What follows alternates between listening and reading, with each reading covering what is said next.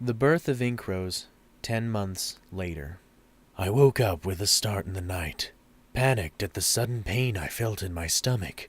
At first I couldn't speak because of the pain, but slowly I managed to crawl out of my lavender crystallized bed.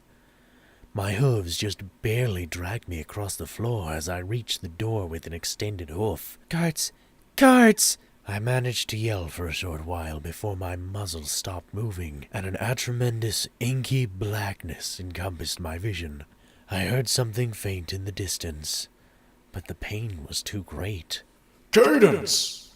was all I heard before the darkness surrounded my sight and my body collapsed on the floor.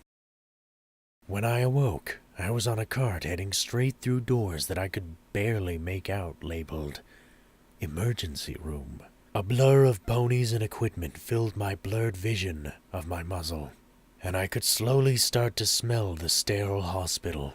It felt like every few seconds the cart would jostle a little while I was being rushed to the emergency room, and it seemed like it took hours as the pain made every agonizing second feel like an eon. My limp body was then lifted off the cart and put onto a silky bed.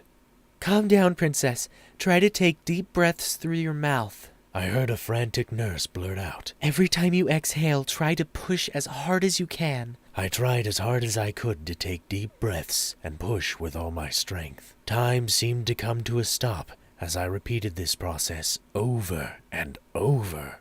Finally, I heard a doctor cry, "She's coming out!" I paused for a second, and with a deep inhale, I pushed with all my strength. The pain stopped as finally my body was finally relieved from the agony of filly birth. A couple minutes later, the nurse wrapped my screaming little filly into a nice blanket that she fell asleep in. Nurse Redheart handed me the little filly, and a couple minutes later, I saw Shining Armor walk through the doorway with a great sign of relief on his face. I looked down at the sleeping filly in my hooves. She was a Pegasi with a rose-colored coat that reminded me of journals that ponies would write little sketches and drawings in. The first name that came to me was Rosebush, but that name seemed a little too simple and didn't seem to have anything to do with drawing. "Isn't she beautiful?" I spoke softly. "Yeah, what should we name her?" Shining questioned. I thought for a second, pondering what goes good with Rose and has to do with drawing. "How about Inkrose?"